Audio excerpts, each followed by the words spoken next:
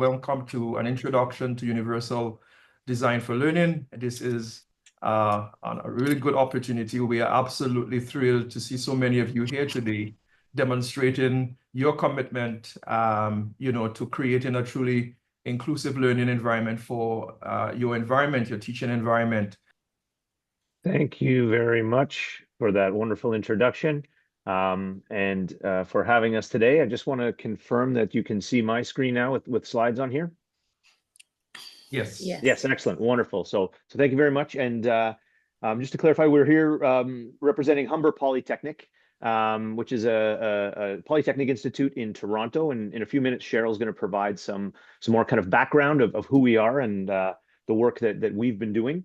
So today, as you've mentioned, is an introduction. So it's an opportunity to kind of for us to share our journey in related to universal design for learning, kind of how we've implemented these approaches, both at an institutional level, but also from our own experience directly in our courses and supporting faculty to implement this approach as well. So in terms of, again, UDL is all about accessibility. So just a quick accessibility statement. I am just about to now pop into the chat a copy of our slides. So you'll have those for yourself that you can use and adapt as needed. They are there in the chat now, so you can access those. You can adapt them, use them as you need. We've used the Microsoft PowerPoint accessibility checker to ensure that these slides are as accessible as possible for everyone. If you do have any questions, concerns related to accessibility, please feel free to connect with myself, Karyn, or Cheryl in the chat at any time, and we can help support you with that. And we've also been ensured that this recording will be provided after the fact, available to you all to review, and transcription and closed captioning will be available at that point as well. So I will now hand it over to Cheryl, who's going to provide a bit of an introduction to our session today. Thank you, Mackenzie. So today we're looking forward to having a very dynamic discussion around UDL. So we'll start off by doing a little introduction, a little bit more about our team and who we are, and a little bit more about you. Then we're going to talk about UDL. What is UDL, right? We'll have an opportunity to explore some key aspects of UDL, key characteristics of UDL. We'll have a little bit of a break. Then we'll delve into the why of UDL, right? Why, the key benefits. Why should we adopt, embrace UDL principles? We'll explore some barriers in a discussion hearing from you. We'll talk about how to implement UDL at the institutional level and in our classrooms. We'll have the opportunity to share, to ask questions, to really unpack some key aspects of UDL. Of course, that means that we're going to have significant participant engagement. We're going to be using some interactive tools like Mentimeter. We'll have an opportunity for breakout session, breakout rooms. But of course, throughout the time here with us, feel free to add your comments and your questions in the chat, because we'll be monitoring that throughout. So I'd like to take just a few moments now to hand off to my colleague, Dr. Karyn Olsen, to hear a little bit more about who she is and about her UDL journey. Thank you, Cheryl. Wonderful. It's so great to see so many people here on a Friday engaging in faculty development. As Cheryl said, my name is Karyn Olsen. I'm an educational developer. That's my title. And a faculty member in Innovative Learning. Innovative Learning is a center for teaching and learning. And I've been working at centers for teaching and learning since about 2010. And along that way, UDL has been part of my journey in figuring out how to not only introduce UDL ideas to faculty who are looking to increase engagement in their classes and work with students to help them have successful learning experiences, but also in my own practice. So I'm an anthropologist and I teach anthropology. And so UDL has also been an important part of implementing it into the teaching that I do. And I will pass it over to Mackenzie to give a little bit more of his background. Excellent. Thank you, Karyn. So my name is Mackenzie Ketchell, and I'm a professor in the Faculty of Social and Community Services. And I'm also currently seconded to our Innovative Learning Department.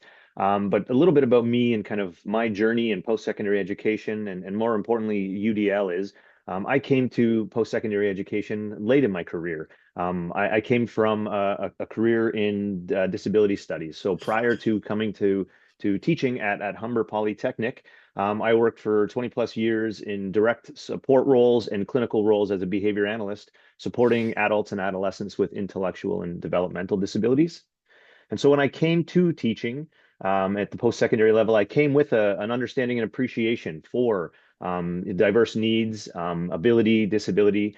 And as I learned to teach, the UDL framework was something that was really important for me to kind of think about how can I ensure that the teaching experiences that I'm providing to my students in my classes is accessible and is inclusive and engaging all various types of learners in these experiences. So I started my introduction to UDL came from I was part of an accessibility committee within my faculty group that we were looking at using accommodations to support students with specific needs, and from that grew a deep involvement and interest in UDL. That accessibility committee turned into a universal design committee, which then grew into many projects, which we will talk about later on. So that's kind of who I am and where I've come from and how I've got to where I am. And I'll pass it back to Cheryl now for an introduction, a little bit more about her. Thank you, Mackenzie. Hello again, everyone. So I'm Cheryl Francis-Nurse. I've been at Humber now for about 13 years. However, I must say that I started my career right there in the Caribbean, working in economic development agencies and international organizations. And my introduction to post-secondary teaching actually started right there at a university in the Caribbean. Currently, like Mackenzie, I am a professor and a faculty secondee in Humber Polytechnic Center for Innovative Learning. That means that I spend a lot of time involved in faculty development initiatives and really special projects that are aimed at advancing teaching and learning. So my journey to UDL was influenced by some key, professional and personal experiences. Because when I joined Humber back in 2012, I took on soon after the role of program coordinator for a large post graduate certificate in project management. And every semester, we had students from at least 20 countries. And what's interesting about Humber is that we actually have students represented from at least 120 countries in any given academic year. So every semester, I would welcome students from many countries. They came with diverse needs, right? I realized very quickly that a one size fit all approach would not work. And therefore, we needed to ensure that we were embracing these students, meeting them where they are. We needed to ensure that we're fostering a more inclusive environment. So that was my key, the trigger for me to embrace UDL practices and bring that into the learning space. And personally, I often debate with many of the educators in my family about how creative, how innovative, how resourceful our people are. What if we were able to adopt some of these UDL practices? What if we were able to really explore UDL in our classrooms and facilitate their learning and help them to achieve their full potential? So this really embraces my own foundation in UDL, and you'll hear a lot more about some of the things we're doing at Humber in a little bit. Our learning outcomes for today is, again, this is an introduction to universal design for learning. So, the expectation is not that you're going to leave here with a deep, full understanding of this framework and all of the principles, but what we're hoping is you'll leave here with kind of two main outcomes, is that by the end of this session, you'll be able to start to consider barriers that your students may experience in your learning environments. And then start to reflect on opportunities to increase access, inclusion, and engagement in your courses. And that will be a great starting point for many people to start moving forward and digging deeper into this universal design for learning framework. So now we'll kind of start to provide you with a bit of a deeper understanding of what is this framework and what are the key principles involved. So I'll hand it over to my colleague, Cheryl. Thank you, Mackenzie. So let's talk a little bit more about this UDL framework. I'd like to start with a few statements that I think we can all identify with, because there are some key things that we know for sure. Mackenzie, Thank you. There's some key things that we know for sure. And here are the statements, right? Students face barriers to learning daily. We know this. Wherever we are in the world, we know that our students face barriers to learning. Another statement. Variability is a key characteristic of our learning environment. Variability exists in all our learning spaces. Our students come with varying experiences. There's a lot of diversity. So one size does not fit all. Taking a one size does not fit all approach will impede learner performance. So providing flexibility, choice, options, access are key hallmarks for 21st century learning. These are the things that we know for sure. So UDL designs for everyone. UDL should meet students where they are. The goal here is that no learner should be left behind.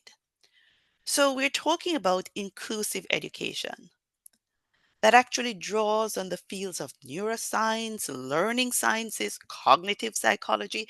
It means it is evidence-based. Mackenzie, thank you.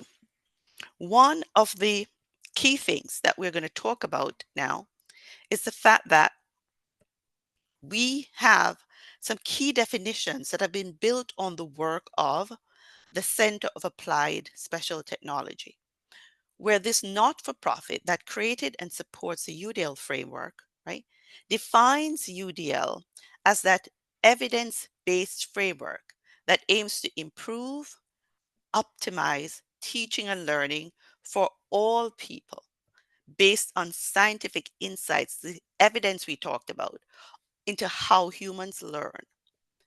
So it is that educational framework that seeks to provide our learners with that equal access and opportunity to succeed. We're focusing on accommodating these diverse learning needs, overcoming these barriers, obstacles that our learners may face. And we're looking to foster an accessible and inclusive environment. So UDL focuses or presents these three principles. And those principles are actually focused on the why, the what, and the how of learning. So engagement is a key component. And when we think about engagement, we're focusing on how we motivate our students and keep them interested in learning.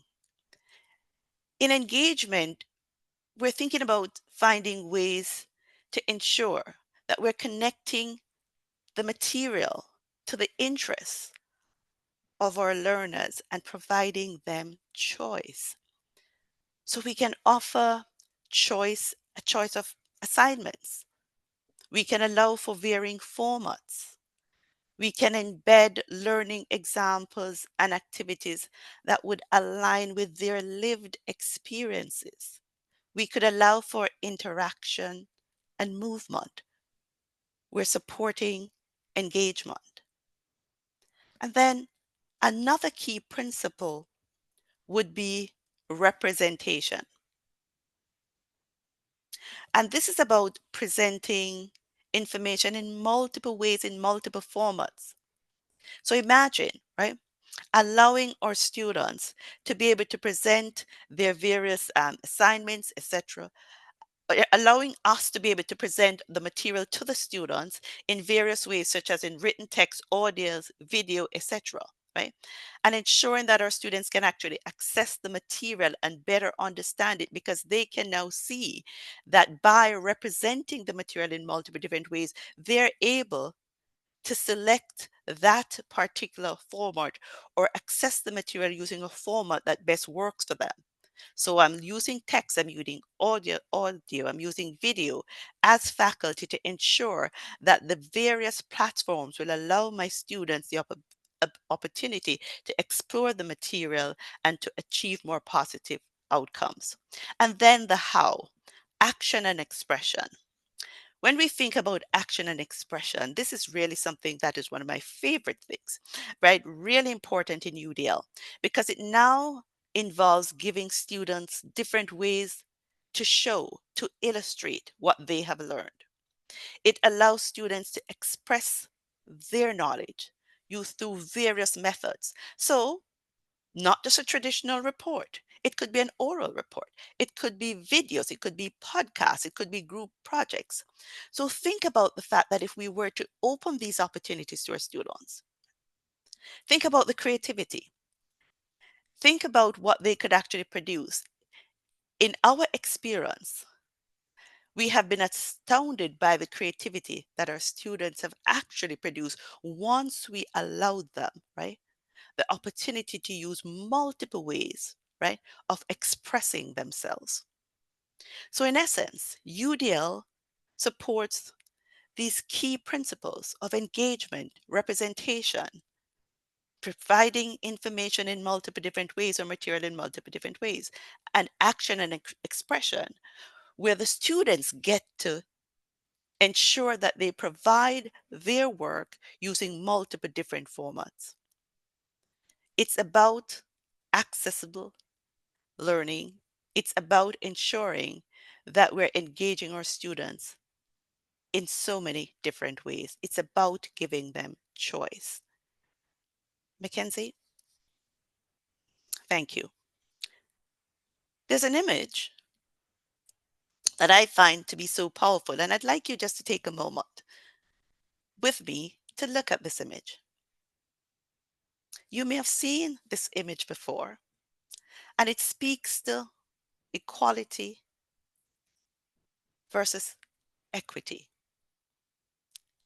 When I think about UDL, I reflect on the powerful image that we're looking at together. Take a moment. Equality versus equity.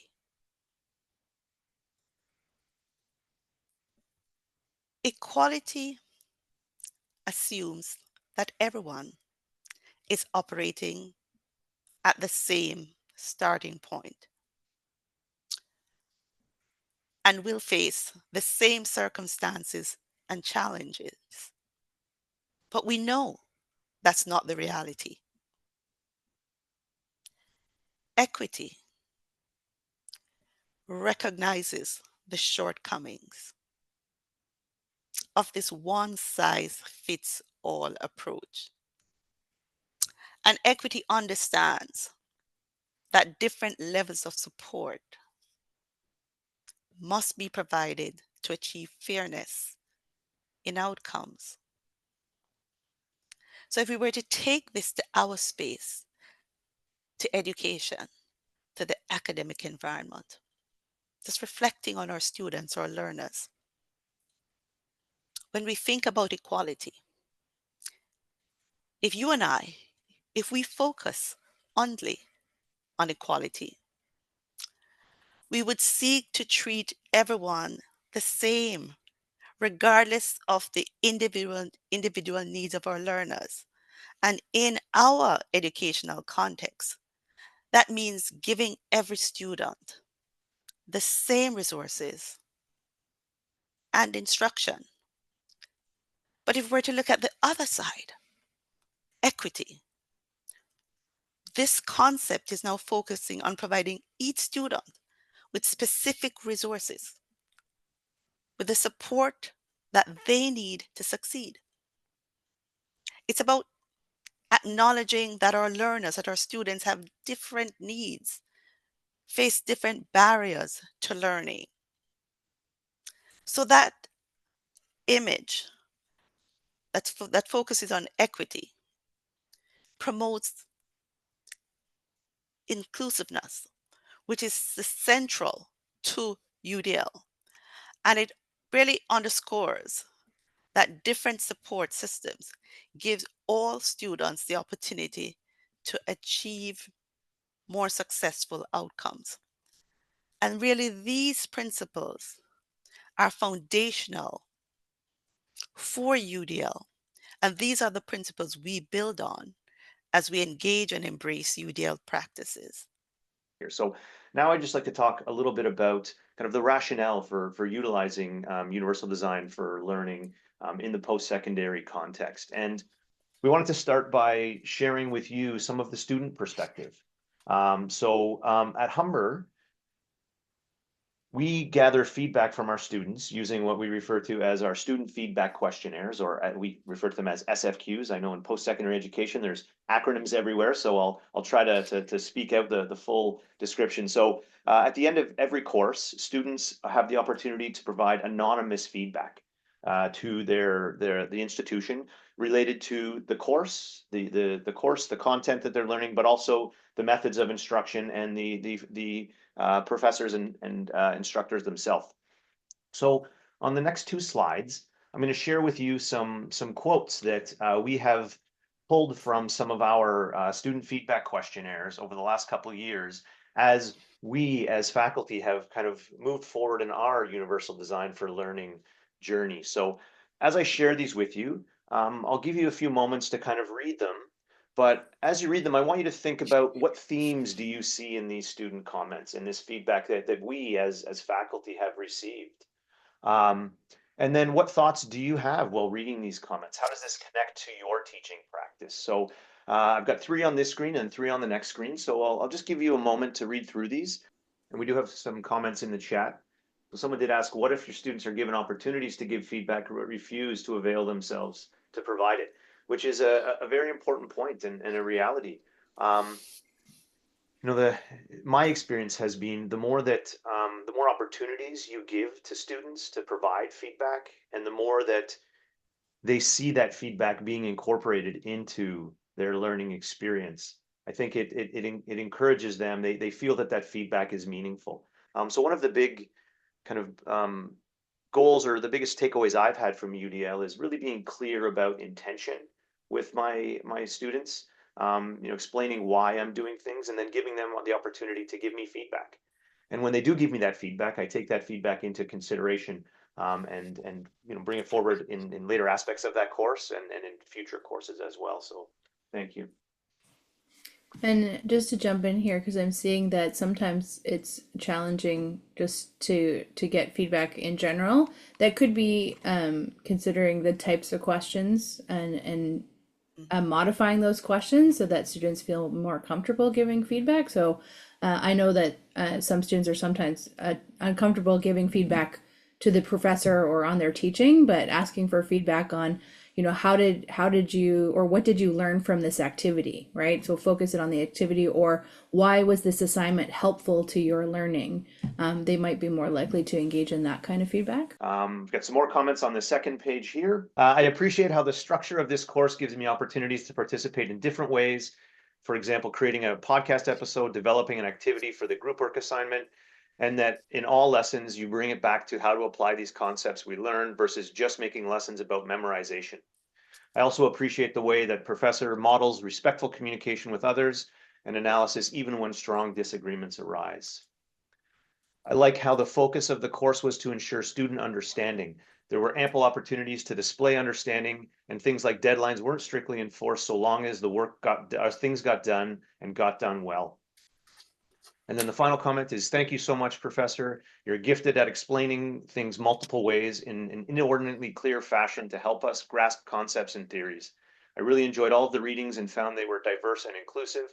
I learned a lot. You challenged me to push further and to learn more.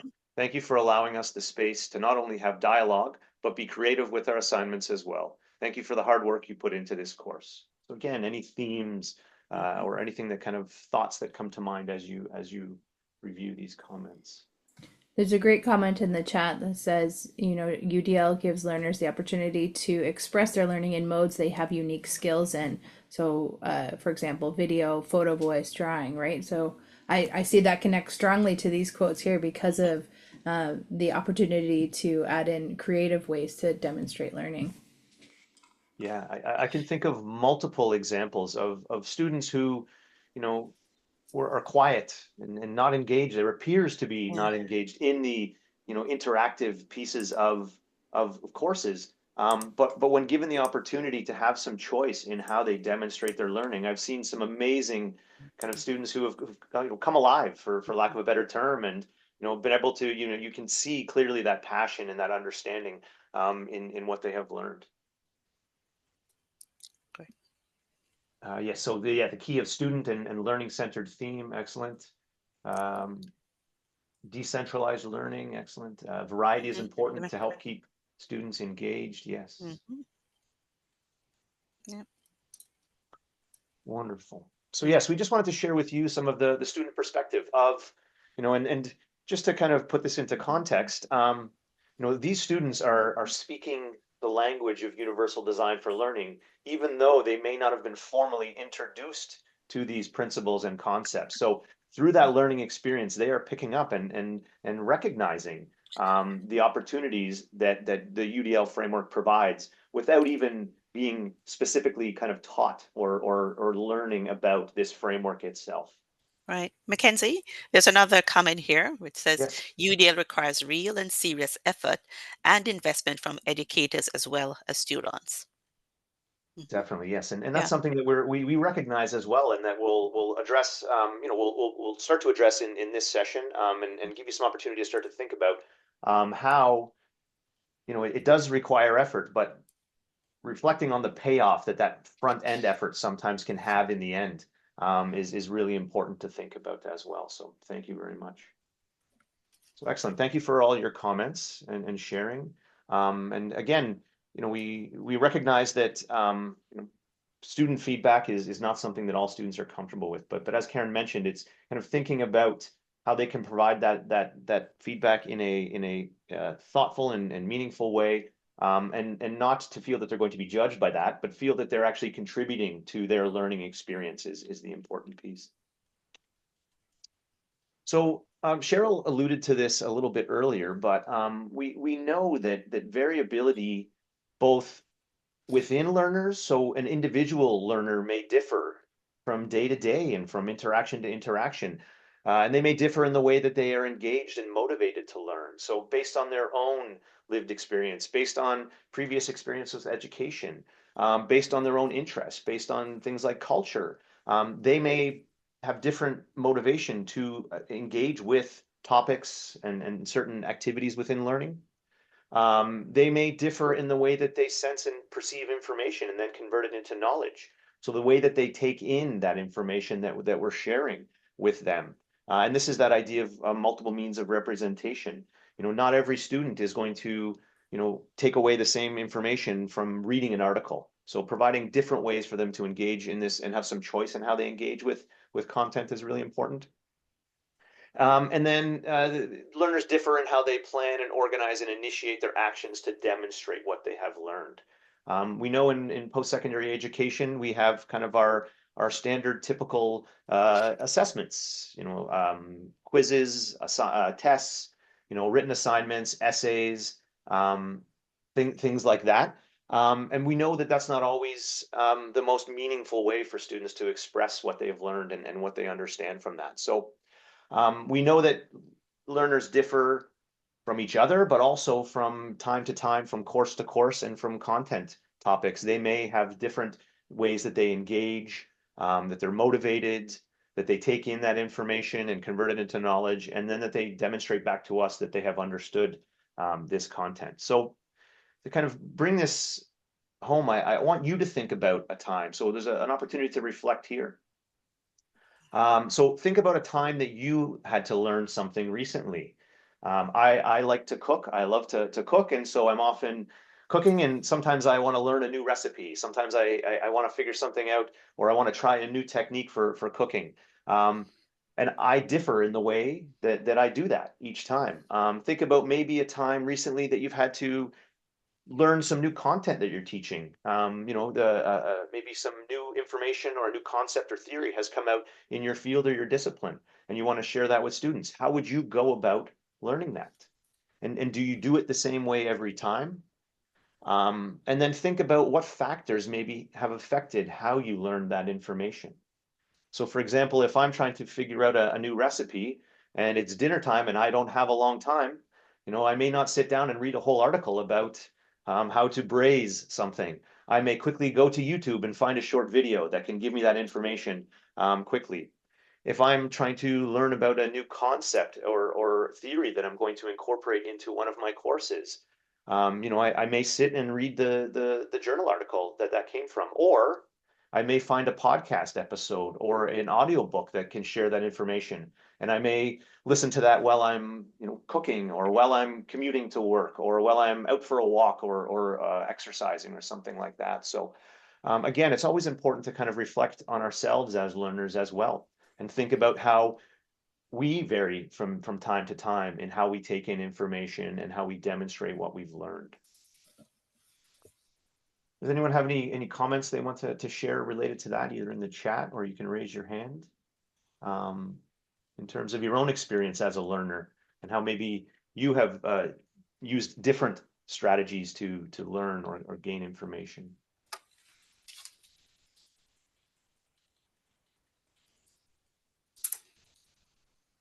And if not, we can keep on moving along. All right. So, I think it's important that we start to think about and reflect on what might be some of the barriers that our learners experience. So we know that, as Cheryl mentioned, that all learners experience barriers to learning in their day-to-day interactions.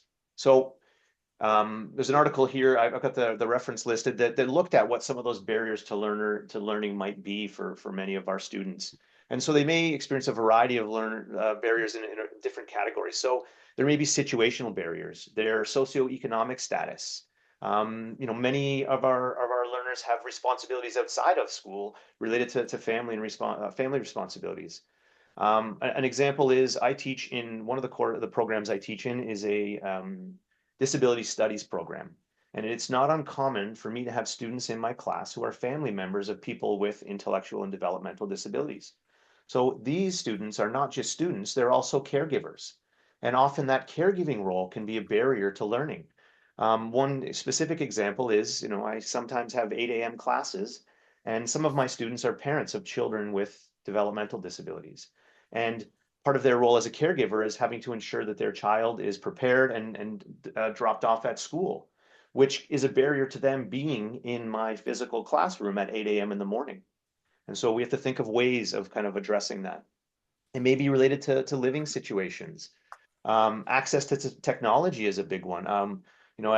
At Humber, we learned through the pandemic, when we shifted from kind of in-person learning to remote delivery of learning, that maybe we kind of misunderstood our learners' access to technology.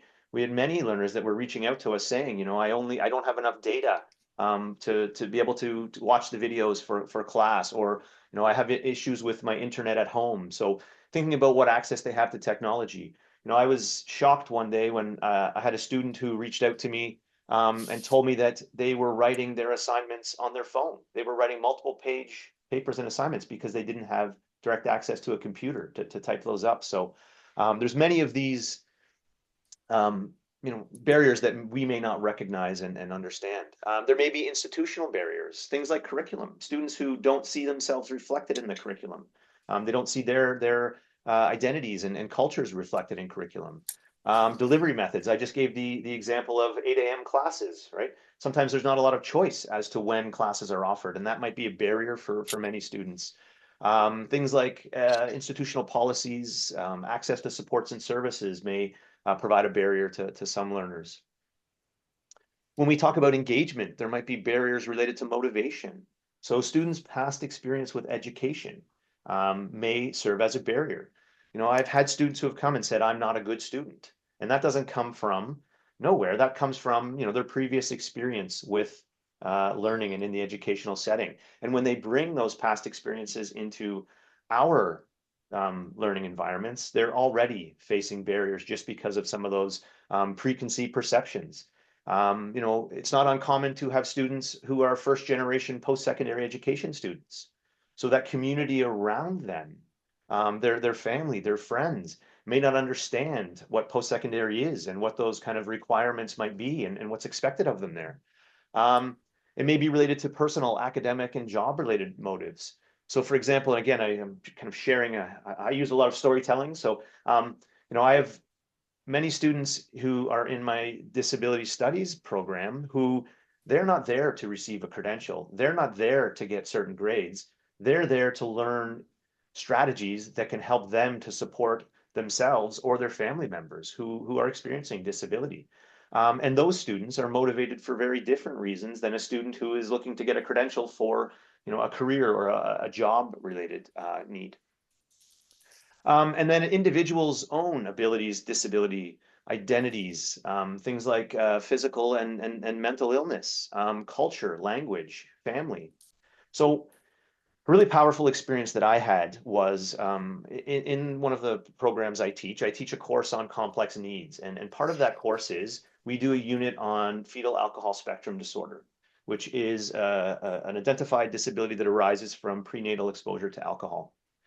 And I had a student that approached me prior to this module and said, I really, really want to learn this information and need to learn this information, but I can't do it in a classroom of other students. And they disclosed to me that they had a family member who was affected by fetal alcohol spectrum disorder. And they said, I really want to and need to learn this information so that I can support my family member, but it is such a difficult topic for me to learn that I wouldn't feel comfortable doing it in the classroom with other people. And that was a really important eye-opening moment for me, thinking about how many other of my students are experiencing these barriers that I'm not aware of, and how many students have maybe not learned what they wanted to learn or what they needed to learn because of some of these barriers that kind of are naturally created within our systems. And so that provided me a big opportunity to look at kind of incorporating flexibility and choice into how our students learn, so that student could gather that information, develop their knowledge and skills, but do it in a way that was comfortable and meaningful to them. So again, those are just some examples of a variety of different barriers that our students may experience. But I want to just touch on one last piece before we move forward. So it's important to think about the social model of disability. And so I come from a background of disability studies, and we talk about disability in two main kind of theories or models. There is the medical model of disability, which looks at deficits within an individual. And in this model, the individual, the barriers or disability is seen as something that exists within the individual. And the approach to addressing disability is to change the individual, to provide them with some sort of treatment or therapy or intervention that is going to reduce that experience of disability, or to provide them with additional supports or accommodations to support that disability.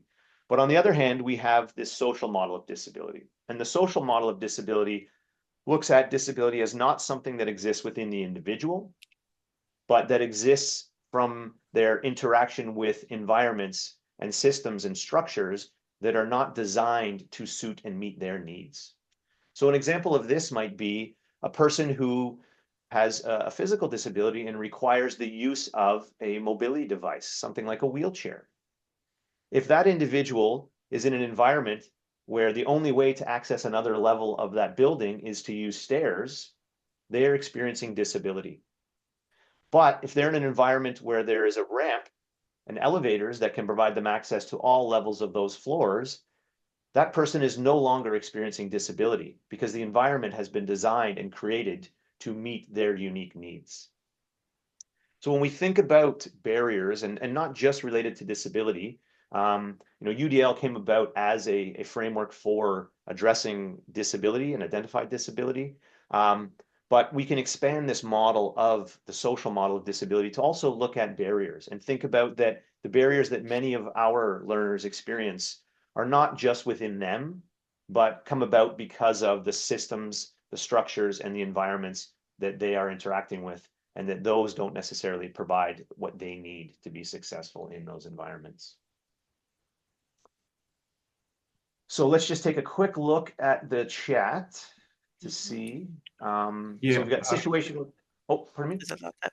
Yeah, I was just thinking in terms of the mindset, and we see the mindset from the first, in terms of even, you know, when we come with our own thinking that I've been teaching for 20 plus years and I've used this strategy, you know, and I really love the way that you've talked about your experience and Cheryl, your experience, but in terms of the mindset, where would we put that as a barrier? Because I'm happy that you mentioned the social model of disability there, but I noticed that someone else also put the whole idea from the student's end. You know, the teacher, Noel Dickinson, who said about mental blockage to the presenter. You know. Yeah, so that's it. I think we often and we often, I believe that many of us as educators, we are a biased sample, I think, because we are people who have been successful in education. And so we often reflect on our own experience in education and how we experienced education, but we have kind of risen in the ranks of education because of our abilities to understand and access content. But maybe there are other people who haven't gone to this level. So one of those things is I think we have to be really careful about, you know, not just designing and creating our learning experiences based on the way that we experience learning, because we experience learning in a way that was effective for us, which is what got us to this level, which is why we're all in this virtual room together here. But maybe there are other people who haven't joined us in this room because of some of those barriers. And so maybe we've missed out on some people who could be sitting here with us, who didn't maybe benefit from the traditional model of education. There's I'm an avid reader, and I always look over when I'm doing presentations. I always look over at my bookshelf because I'm reminded of books and things I've read. There's an excellent book by Susan D. Bloom called I Love Learning, I Hate School. And that book talks about, in post-secondary education, often the people who are successful are the individuals who quickly can understand the system and the structure of post-secondary education and can work along with that structure. But there may be many people that are kind of left out because they don't necessarily work well with that traditional structure. So hopefully that kind of answers some of those questions. Does anyone else have anything they want to add? Mackenzie, I was thinking about the fact that the profile of the 21st century student has changed. And therefore, there's a need for us, as you know, as you certainly said, Leroy, many of us are coming at this with 20, 30, 15 years of experience. But we need to also probably sensitize our peers, right? We need to spend time thinking about the fact that we have, our students are actually navigating many different experiences. Now I mentioned someone here in the chat mentioned mental health, situational factors, etc. Right? So therefore we are going to need to adapt. So how do we sensitize our faculty to that? How we think about ways in which we can actually, modify our approach in order to meet those students where they are. And I think some of it has to do with sensitization, preparing our faculty, knowing that they come with a lot, but certainly providing them with certain tools and really more the value proposition of what UDL is and how it can be mutually beneficial in terms of your own classroom, but of course also that key stakeholder group called our learners. And we'll talk about some of the experiences or some of the examples and the initiatives we have undertaken at Humber in order to address potentially some of the things you're talking about. We'll do that later.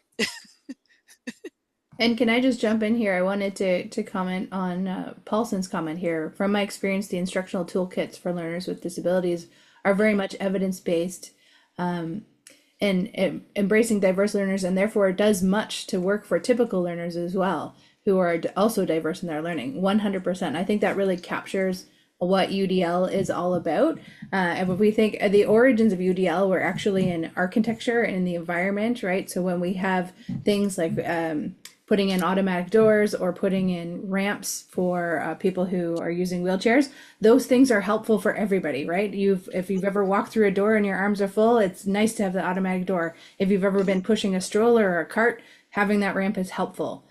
So thinking about how if we are designing for diverse abilities, we're actually designing for everyone. Yeah, absolutely. Excellent. Thank you. So I think maybe now, looking at the time, maybe now might be a good time for a short break. So I'm going to go back a couple slides to our break slide. It is,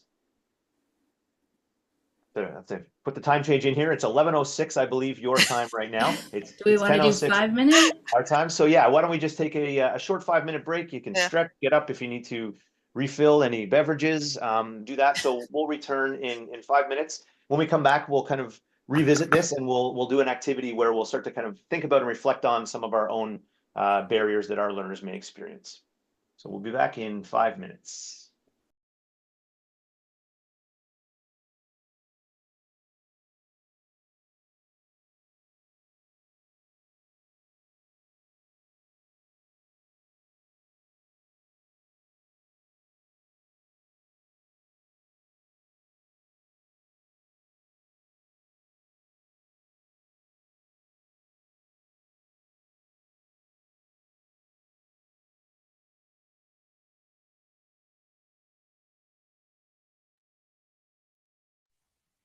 Thanks again. But just before we continue, there are some of you who would need to indicate your name. So because we are providing a certificate of participation, and we're seeing iPhone, we're seeing some ID numbers. So if you can rename to your name, then we would be able to have the correct information. Thank you.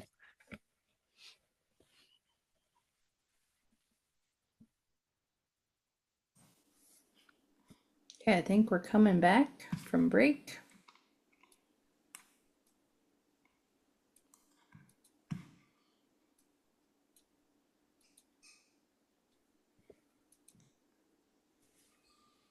Although we can't come back without Mackenzie, so we will wait for his camera to come back on.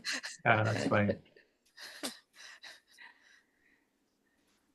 I am here. Okay. All right. Thank you very much. No problem. So can you confirm that you can see the slides? Yes, we can. Excellent. Wonderful. Okay. So in the true nature of UDL, we are shifting on the fly based on kind of the feedback and what we're receiving. So at this point, we had thought about doing a breakout, but I think kind of the discussion in the chat has become kind of good and lively. So I think the next thing we will do is have a bit of a conversation. So I just want you to start thinking about, in terms of barriers, when we start to recognize and identify barriers, we can then utilize UDL as an efficient strategy to proactively think about and address these barriers, to either reduce them or provide more choice and flexibility for learners in how they navigate these barriers that they may be experiencing. And so when we think about UDL, it's important to think of it as an iterative process. It's not something that we would want to do all at once. We don't want to take our entire course and apply the UDL framework to it, because it will be difficult to determine the effectiveness of that. So what we would often do is we would use the UDL framework. Once we've identified a potential barrier to learning for our students, we would use the UDL framework to find one or two ways that we could provide more choice, more flexibility, and more options in our curriculum and our learning activities for students. And then we would assess that impact of that change on all of the stakeholders. So, for example, I have the student who I had that came to me and was challenged with learning about the content of fetal alcohol spectrum disorder in a large classroom. So the choice I made was I provided asynchronous materials for students who weren't present to be able to engage with that content. And so that was one thing that I added to that course. And then I took the opportunity to get feedback from my students on how that worked. And I also reflected on it myself to give myself feedback on how that worked for me. And so thinking about UDL as this iterative process where we identify a barrier, make a small change that's intentional to provide better access, increased engagement, or a more inclusive learning experience, and then reflect on how that benefited the learners, but also how it benefited me as an instructor. I know there are some comments that had come up earlier about kind of the cost involved and the not financial cost, but the time cost involved sometimes with implementing these UDL strategies. And so it can be really helpful for us to think about this as almost an efficiency strategy sometimes. If I can make one small change to my course, to my teaching and learning experience, and then reflect on that, is that potentially going to, save me some time down the road, having to deal with individual accommodation or dealing with individual student needs related to this content or this learning activity. So I want you to start thinking about, we've already had some great examples in the chat, but start to think about what barriers your learners may experience or encounter in your learning experiences. Now that we've kind of, shared some of those examples, maybe you can think about some specific barriers and share those in the chat. If anyone wants to raise their hand and share with us verbally, you're welcome to do that as well. And then as you think about that barrier, as we look at some of these barriers, I want you to think about maybe ways that we can explain these barriers as being rooted in the environment. So that social model of disability, or that social model of barriers. So does anyone want to share some additional barriers maybe you can think of that your learners may experience? So someone has shared disability or visual impairment. So a student who maybe has impairment with visuals. And again, thinking about that student experiencing disability and what we could do to reduce that experience of disability as instructors. The pace of the session, definitely. Yes, some learners might need additional time to kind of process that information or to engage with it. Wonderful. Anxiety about participating in groups or speaking in class. That's definitely a common one that we're very, very experienced with as well. Resistance to change. Yes, this can be definitely a big one. Many of our learners come into the post-secondary education with expectations of how they are expected to learn and to demonstrate their learning. And it can be difficult for students to kind of change the way. When we give them choice and opportunity, they may struggle. So one tip I always give is, if you are going to be introducing a new option for students in how they either take in information or how they demonstrate their learning, I always encourage instructors to provide either no stakes or low stakes opportunities to try that out or explore it before it's hand. So an example is, I often give students the opportunity to, depending on the assignment, if writing is not an essential component to that skill, then I give students the opportunity to maybe present their responses verbally or in a video form. And for some students, that might be difficult or frightening to even think about. And so what I will do is provide them no stakes opportunities. So for not for grades, to try doing an audio recording or a video recording, to give them some experience of what it feels like first. And then the other thing we do is often to give resources and provide resources for how they can do that.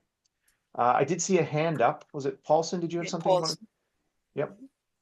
Yeah, I was saying that all our students struggle with dyslexia, and while they would have been successful in primary and secondary school, when they get into university where the content becomes a lot more difficult, then they begin to really struggle. So our taking in front and maybe always providing, making sure when we recommend textbooks for our courses, ensuring that they are available in print and maybe audio, or we provide a lot of podcasts, video logs that are summaries of important reading. So students have multiple ways of accessing the material and those varied forms of representing the content that we're delivering.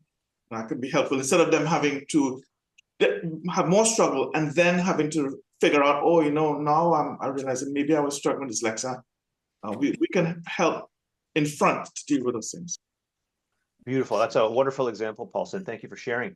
Yeah, so students who maybe are experiencing disability in the form of dyslexia, providing audio opportunities or videos for them to be able to kind of continue to learn that. I love that you talked about providing short audio summaries of the content as well. So excellent. Yeah, really good example. And then, the beauty of UDL also is, what is essential for some might be beneficial to all. That's a common phrase that we hear when we from Universal Design for Learning. So providing those audio summaries or those other ways to podcasts and other ways to access that information may not just benefit a student who has an identified need, something like dyslexia, but it may also benefit a student who, maybe English isn't their first language or their native language.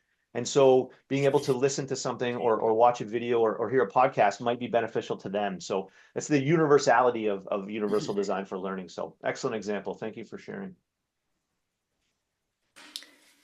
We've had quite a few examples popping into the chat, Mackenzie.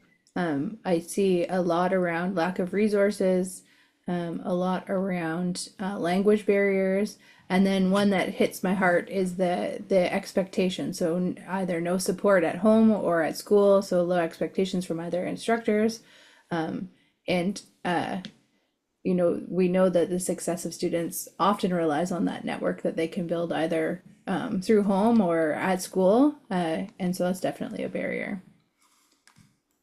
Excellent, thank you. I see another comment here about the specific learning disabilities for mathematics, dyscalculia, usually not diagnosed. So many of our, that's a really important point, that many of our learners may be experiencing some of these kind of challenges that haven't been formally addressed or diagnosed. And so when we use this universal design for learning framework, again, we're also supporting students who maybe haven't had the opportunity to have these kind of needs identified. So really important. Mackenzie, I was thinking the same thing, because if you're normalizing the use of the diverse teaching methods and materials, right, it captures those students that you potentially would not have known that they have that identified need. Yeah. Yeah, definitely. I see usually we have a class or cohort of students from different islands, the different cultural, multicultural environment, definitely. I mean, that's something that's really relevant to us here in Toronto. Toronto is kind of one of the most multicultural places in the world. And we, you know, in our classrooms, we have very diverse students coming from a wide range of different backgrounds and cultures. And, you know, it's really important for students to have the opportunity to connect their own experience and culture to what we're learning as well. Very good.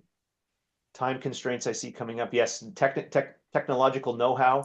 I think sometimes we, you know, we're also dealing with multiple generations of learners sometimes as well. And different generations have different comfort levels with different types of technology, different uses of technology, really important.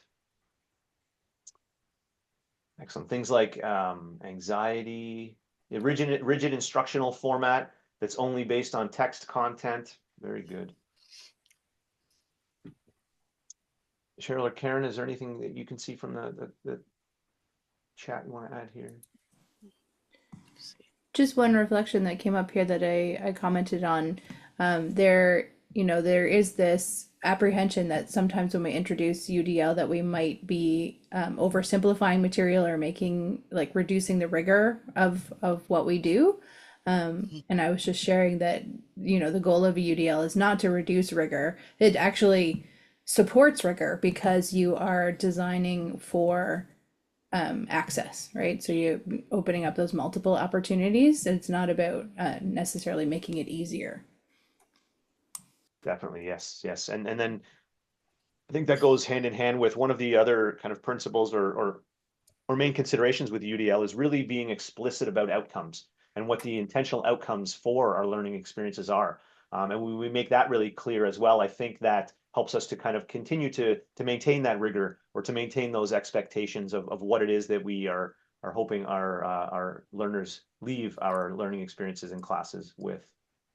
So excellent. Thank you very much for everyone for contributing.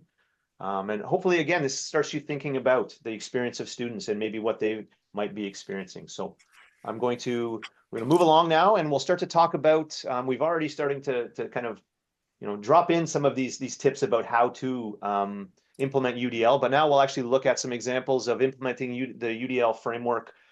First of all, we'll talk about in the context of post-secondary education at the institutional level. So Cheryl is going to share with us some examples of what we as an institution at Humber have been doing to incorporate UDL into our work within the institution. And then Karyn will talk to us specifically about some strategies that you can implement in your own classes related to this framework. So I will pass it over to Cheryl now. Thank you, Mackenzie. So there's an image in front of you that really speaks about our Humber journey. And I think in the chat, it may have been Leroy who said 1 bite at a time. And this will really align with what you just said. our UDL journey is really focused on the fact that the institution itself, right, has identified this accessible and inclusive learning as key institutional priorities to support our teaching and learning activities. So here is a little view of our journey over the last several years. So back in the academic year 2017-2018, we launched our Inclusive Curricular Design Certificate, which explores how you at UDL, how the UDL framework can support the creation of really robust and accessible learning experiences for all students. The aim was really to apply these UDL principles to meet the needs of the diverse needs and abilities of our student population. And we were thinking now about ensuring the use of various teaching and learning strategies. This particular certificate, right, has gone through multiple iterations in response to the needs of our students and the changing environment, and is currently now an online offering. So by the year 2019-2020, we launched our UDL pilot program. And this was a collaborative effort with teaching faculty, faculty developers, accessible consultants, who are all working together to develop this course based on UDL principles. And with this, we embark on a course redesign journey. By 2020-2021, all the programs within our Center for Innovative Learning moved to integrate these UDL practices into our various activities. So all three of us, as we mentioned earlier, are part of innovative learning. And really, here at our institution, our department is actually tasked to advance teaching and learning. So we are involved in planning and coordinating really meaningful faculty development experiences, right? Really to ensure a more positive learning experience for students. In that year, we also launched our UDL Community of Practice. And so we opened the door for multiple members of our community to really engage and to explore UDL. By 2021-2022, the faculties across our institution were now embedding UDL in our course outlines using our COSID platform, which is essentially our course outline software supporting instructional design. So literally, that is where our students or stakeholders would go to look at the course outlines associated with our various programs. So now all our faculties were embedding UDL in the course outlines. By 2022-2023, we had as an institution, we had launched our UDL policy and our UDL Institute. And we're very excited to develop a partnership with one of the leading voices in this space. So Andretisha Fitzgerald, like she's well-known presenter, author, and some of you may even be familiar with her book, which is world-renowned. It's called Anti-Racism and Universal Design for Learning, Building Expressways to Success. So she remains a close ally in our UDL journey here at Humber. So by 2023-2024, we continued to expand our UDL Institute and we launched our UDL micro-credential. And this micro-credential was focused on developing these key competencies and building capacity in our community, involving multiple key stakeholders. This will also be of interest to you because during this period, we also engage in UDL training for our leadership team. So deans, associate deans across the institution, all were involved, right, in this leadership training initiative.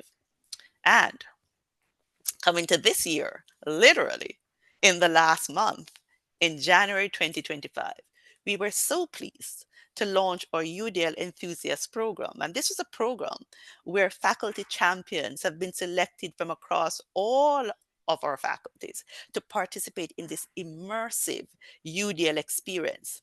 We're actually preparing them for peer-to-peer support as they return to their various programs and faculties. All three of us here, Karyn, Mackenzie, and myself, right? This is something we're very excited about because we are working with that team as educational developers.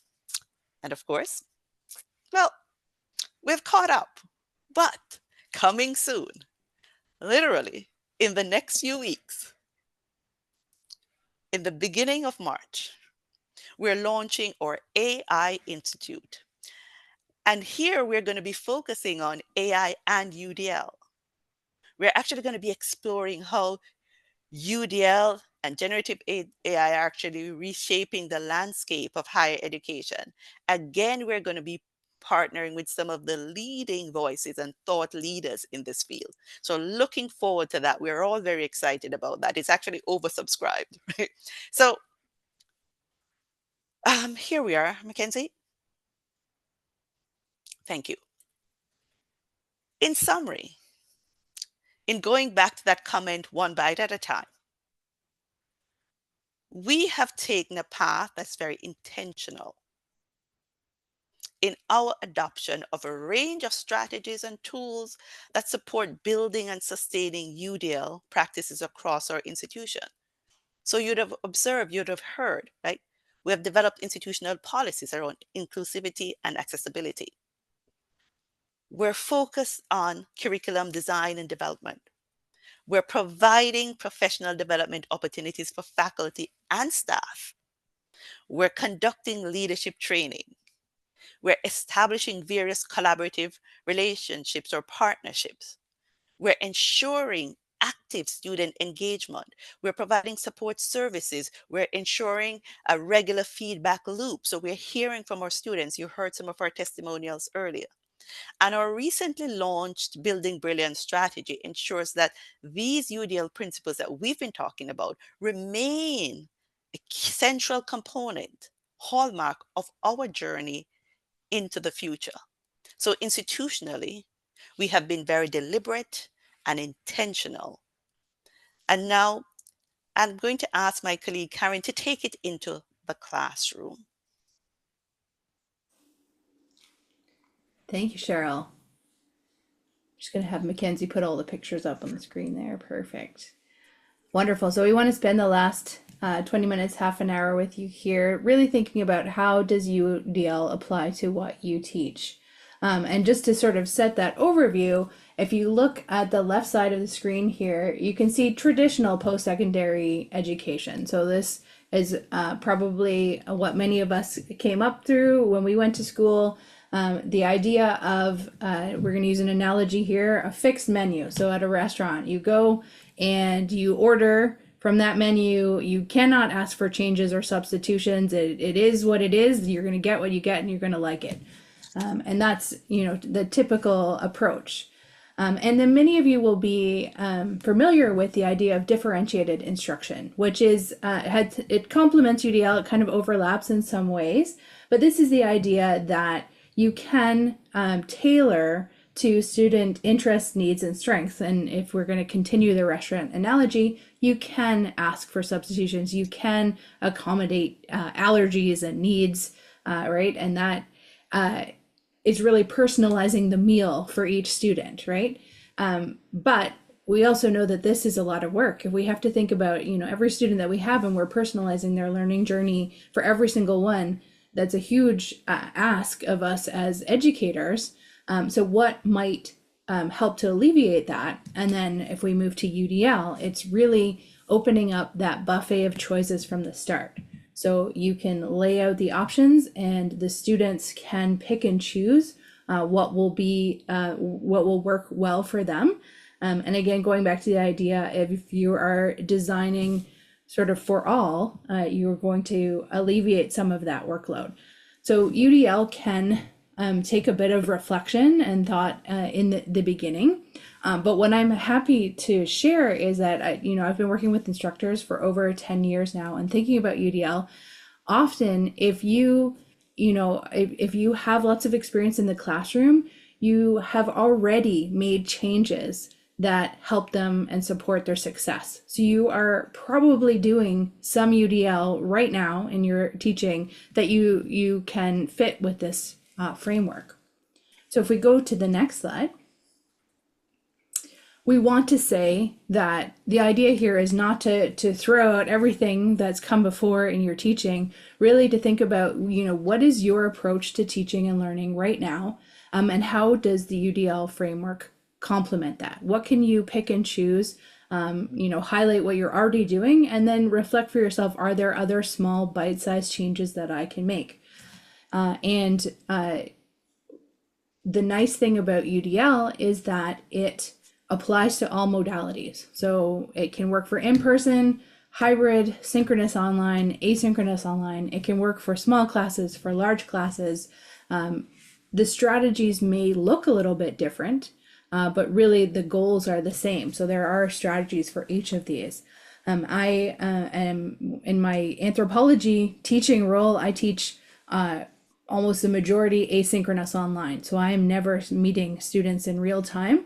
And that has really taken a lot of thought for me to think, how can I put in some of these UDL principles into that kind of teaching versus this kind where, we're online and we're interacting and there's that live interaction. So let's go to the next slide.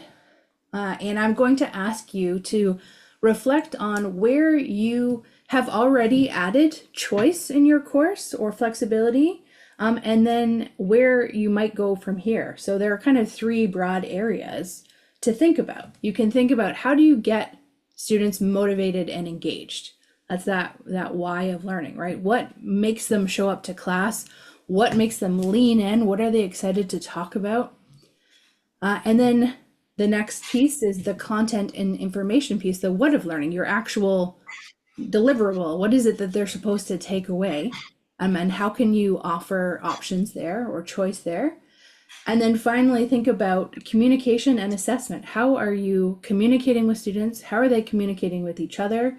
How are they demonstrating their learning? Next slide. So let's start with the why, and we'll pause here with each to have you reflect for a minute or two. So we're thinking about the why of learning. This is multiple means of motivating and engaging students. So consider for yourself, where do you provide students with learning goals? Do you share that at the beginning of a course, the beginning of a class? Do you go over it as they complete a unit or a module?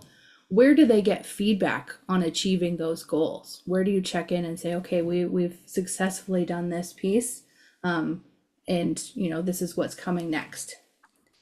Anytime that you emphasize relevance or value of the content you're teaching, if you make those connections to real world, if you connect that to students' personal experiences or their identities, and you show how it's of value to the work that they're going to be doing or success even in future courses, this is that motivation and engagement. Anytime you introduce learning activities that get them engaged, so active learning activities, or you give them options. So we heard one of the things earlier on, some students are hesitant to speak up in class, or they're a little bit hesitant about interacting in different ways. Are there ways to get students engaged that draw on different comfort zones, right? So we might ask students to talk in class, but we might also ask them to submit answers to an anonymous poll. Or we might ask them to write their reflections down on paper and turn those in as a way to engage. So really opening up the opportunities for engagement, whatever that might look like, and giving a variety, right? It doesn't have to be all the same way, and just interspersing different ways to get them to interact with one another. This one, the foster collaboration and community, really important. Anytime you have had a sort of a first day of class conversation, how are you going to be successful in this class? What do you need to know? How meet your peers, find out, who's here and why they're here. Any time of group conversations that you have, group activities, or maybe learning contracts, that's UDL. And then anywhere that you ask students to self-reflect, right? So if they have completed a particularly tough test or assignment, or they have struggled in an area, and you're helping them to build some of that resilience, right? You are supporting their success. It's not just, they've made a mistake, or maybe they've even failed a component, but you are helping them to cope, you're helping them to recover from that and still continue on. That's UDL. So let me pause here and have you, put into the chat anywhere where this connects for you. Where do you do some of these things? Maybe share an example.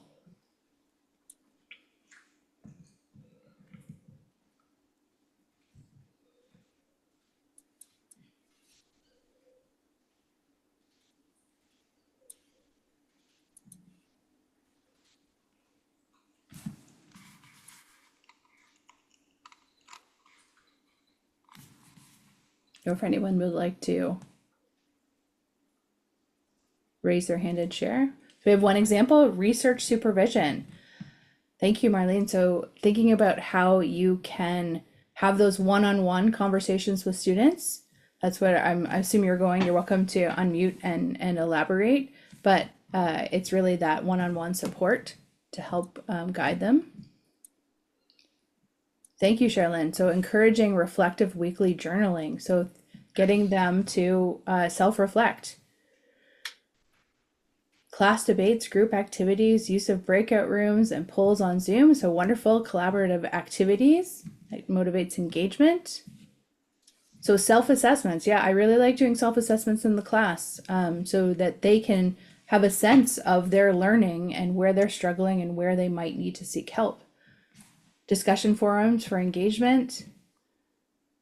Regular open sharing check-ins with students over the semester. Yes, just those simple check-ins. How are you doing? How's it going? That fosters that community, right? We are a learning cohort. The Global Campus Courses has a discussion forum for students to interact with their peers. Yeah, so creating those opportunities for students to connect. You don't necessarily have to be integrally involved in all of the discussions, but just giving them that space is a nice way to build community. Reflective portfolios as an assessment tool. Yeah, so again, incorporating that reflection component. Relevance and value, trying to highlight how it is connected to the present and future life, right? So how is it going to help you be successful right now in school? And how is it going to help you be successful in your career or life following school? Ooh, group exams to foster community. Yeah, so having them collaborate, work together, that's fantastic. Finding out students' favorite sport and relating that sport to course content. Lovely, yeah. For anywhere where you can find out students' interests and then bring that into the course, you're building some of that motivation in. For every session class, students are told and reminded of the learning outcomes and objectives for the session and how it's related to the course guide. Yeah, so constantly bringing back to where they are and where they need to get to. Peer feedback and collaboration, team debates, group presentations. It depends on the type of course you're facilitating. Social work courses are interactive and engaging. Yes, I agree. Some courses, it might seem easier up front to incorporate that interactivity, but I would challenge everyone here to think about how are there small ways to incorporate interactivity, no matter the discipline, no matter the format of the course. They have debates again. Wonderful. So lots of great ideas. So you are doing UDL. See, it's already a part of your practice, right? Thinking about how you're doing these things. And if there's something on here that resonates with you, but you're not sure how you're doing it yet, there's something to follow up following this presentation and say, okay, how might I incorporate more of that? For asynchronous sessions, I like to create interactive content and provide with concept checks along the way. Yes, so when you're thinking about how are they, when they're doing this independently, are there ways for them to do check-ins either through polls or contributing to a discussion forum or another way that will help keep them motivated, engaged. Providing mentorship, again, some of that one-on-one support of students. I'm going to go to the next slide just to keep us on time here. So let's look at multiple means of representation. And even though this is the second one for us to reflect on here, this is often one that people think about first, that what of learning, because it's our content, right? It's the information we want to share. And so in some ways, this is a pretty easy step in to UDL. So anywhere you have content that you're sharing with students, are you considering how that content could be shared in multiple ways, right? So if we have a reading, do we have a complementary video or even a visual depiction of concepts within that reading? If you have visual content or auditory content, again, thinking back to our students who may need alternatives, can we offer descriptions of that visual content? With auditory content, are there transcripts or closed captioning?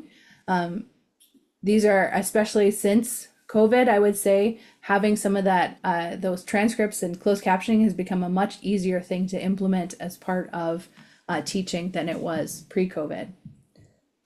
Anywhere that you take the time to clarify vocabulary with your students is really helpful, because as experts in our discipline, we are familiar with vocabulary, but taking the time to help them build a glossary, connect terms, understand terms, that's going to really help support their learning.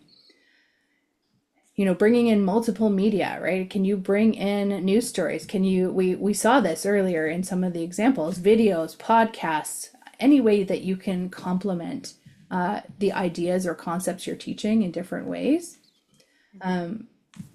If you take opportunities to check in with students to see what knowledge they're bringing in. So many of you said in the chat, some of my students have been away from school for a long time. Well, they must have tons of life experience that they're bringing if they're coming back to school after a long time, right? So what background knowledge can you activate? What experiences, perhaps in the industry or the profession they've been in, can they bring into this new learning? Can you highlight relationships between ideas? We know that novice learners are not necessarily as good at making connections as advanced learners. So we want to get students practicing how do they build relationships between ideas. So if you get students to do concept maps or sort of visualize their learning in any way, and guide information processing. People process information differently, right? So sometimes it's very overwhelming to sit and listen to an instructor talk for an hour, and other people are really honed in. They have the attention for that. So thinking about how am I going to help students reflect on the information that's coming at them? What kinds of strategies and tips am I going to share around perhaps like note taking for studying at home? Taking that time to give them some of those strategies will support their learning. So here, you're already starting to do it, but consider, where do you do some of these things already? Put those up on the screen. And we'll just take a couple of examples before we go to the third one, because I've already taken up most of my time here.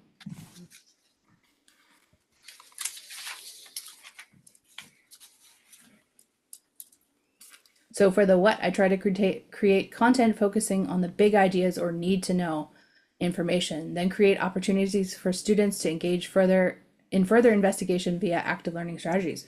Wonderful. So the idea is, here are those big ideas, the big takeaways, and here are ways that you can deepen your understanding around that. Fantastic. Pre-teaching vocabulary matching exercise. So pictures and words, using pictures where you can, using a suitable context videos to activate background knowledge. Yes, I love being able to bring in videos to my teaching as an asynchronous online teacher. You know, I don't want it just to be my voice on a recording. Anytime I can find a YouTube video or something in our library database that suits what I'm teaching, I love to incorporate that. I teach English as a second language, so I often use lots of images in my slides. Yes, so you're helping with we talked about language barriers before, right? Anytime you can add a visual with the text can help. Supplementing content material objectives with videos, business examples, relevant images to break the monotony and discussing after. Yeah, so bringing in case examples, right? That's what I'm hearing in those business examples. Anywhere you can bring in a case study, especially if it's a real life relevant case study, fantastic. And supporting materials in context should be extended based on the learning outcomes required from the assignment, course, project, etc. Yeah, so anywhere you can bring in some supporting materials, you're sort of building out those buffet options for your students. Let's go to the last slide here. multiple means of action and expression. That's the how. And many people, when they are first thinking about the multiple means of action and expression, they're really focused on that middle third bullet point there, incorporate various ways for learners to express their learning. Yes, and that's a big part. Are there different ways that we can ask our students to demonstrate what they know? But that's just one piece, right? So anywhere that you have flexible assessment, so maybe students are able to hand in a written reflection, or maybe they're allowed to record that reflection so that it's them talking.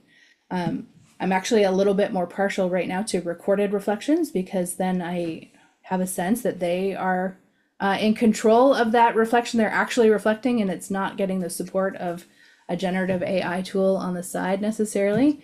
But it goes beyond that in this section of UDL. So when you think about your learning space and the tools that you use in that space, how are you mixing it up, right? Are you bringing in different ed tech tools? Like Mentimeter is one. Is that something that you bring in occasionally?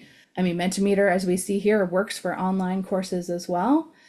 Do you get students to move their desks around if possible? So it could really depend on the classroom that you have, but maybe you're making them form groups and have conversations. Really considering how you communicate with your students. Are you doing that through email? Are you doing those check-ins? We saw that example earlier on in this list, in this chat. So are you having just informal check-ins? Do you have formal check-ins? Maybe you do check-ins if there are group projects or activities. How are they encouraged to connect with you? Do they have an anonymous forum where they can post questions? Do they email you directly? Really laying out what that process is. Giving them ways to set goals for themselves. So in my asynchronous online course, I use checklists, and so they can check off and monitor their own progress through the weeks. And then promoting increasing levels of independence. So you might be scaffolding learning in different ways, right? So that they, the first time that they have to, propose an argument, let's say on a particular topic, there's a lot of guidance, there are a lot of questions that guide that structure of that. And then by the end of the class, they are able to, prepare an argument on a topic all on their own, right, without as much structure. So how are you scaffolding learning? All of these pieces contribute to UDL. Okay. So I'm seeing a lot more examples coming through: flipped classroom, gamification, holding face-to-face classes in informal settings, right? So maybe taking them on outside of the classroom if possible to have a more informal setting, using simulation. So yes, if you're able to do that, either drawing from online or in-person simulations, role play works as well.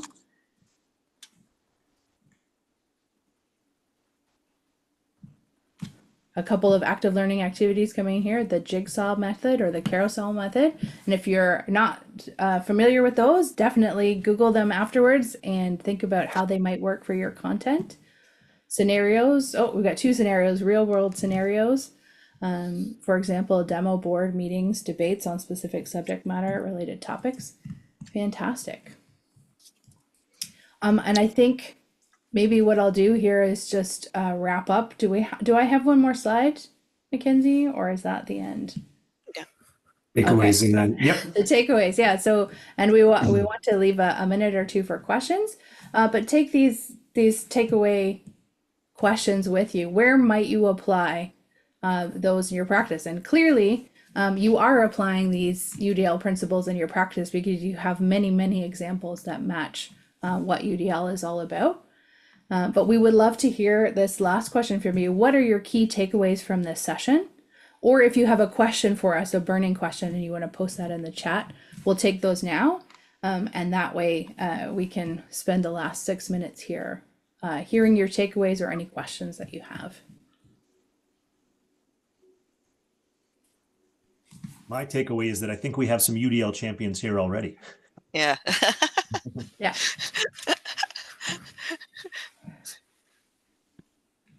Key takeaway, think, act. It's universal. Yes. Yeah. Excellent. Wonderful.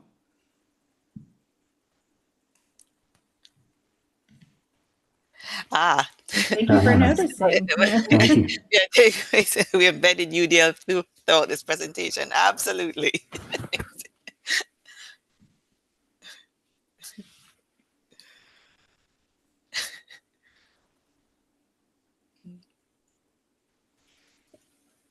My mouse finger is getting sore from clicking all the likes. Yeah.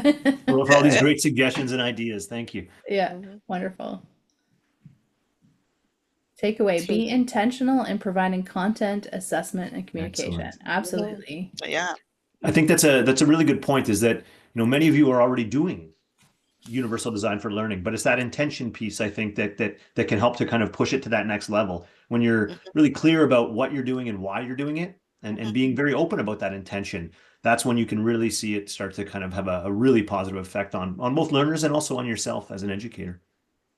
Yeah. Right.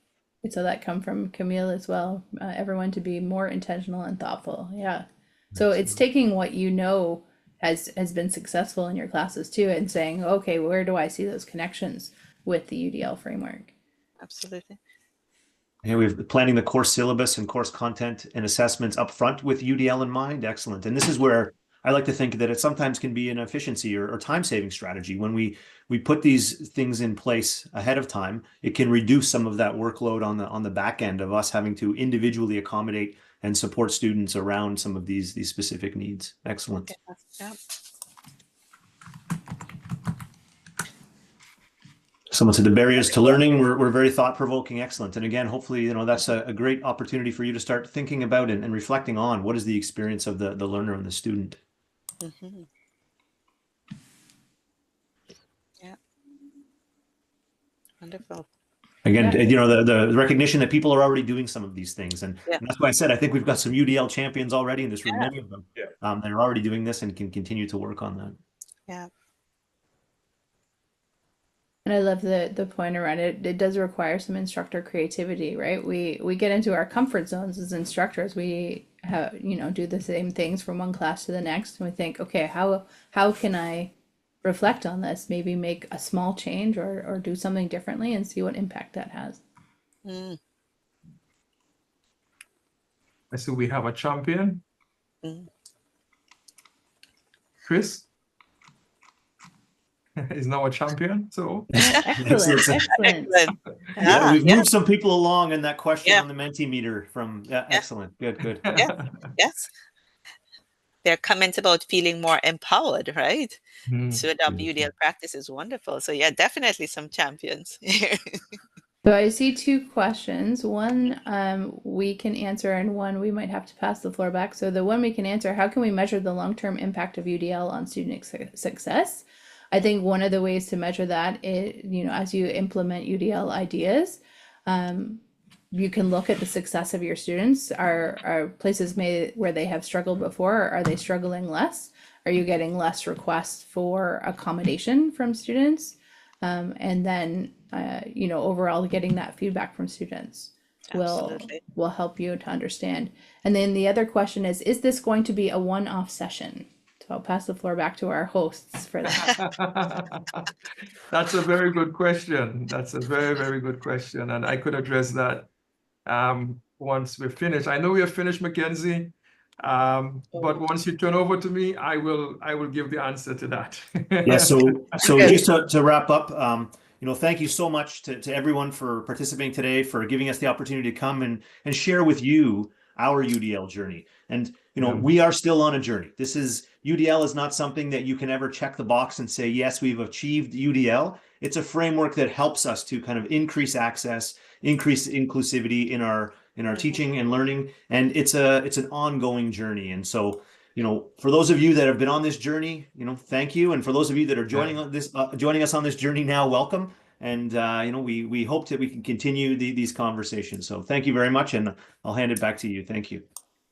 Thank you, Mackenzie, Cheryl, and Karyn. I think it was a wonderful introduction. And let me first start by saying, I really want to say thank you. We are really grateful that you've taken your time out. Please give our thanks to Rania. I know she's quite busy. And I'm seeing the enthusiasm. I'm seeing the And I hope that the enthusiasm was infectious enough for us to get some champions on, because the idea behind this was to really introduce. It's not a workshop. And so here's the good thing. Part of our commitment to deepen inclusive education is this very session to introduce, and then we will have 2 sessions during the year. We will have middle management and senior management, sort of a way of setting the strategic imperatives around inclusive education. And then later on, we have hands-on workshop. And we intend that this is perhaps going to be continued with partnership with Humber, because I really think that this is an opportunity for us to really embrace the whole idea of student success and student-centered teaching and thinking, philosophy and practice. So again, I just want to say, let us all give a round of applause in there for our colleagues,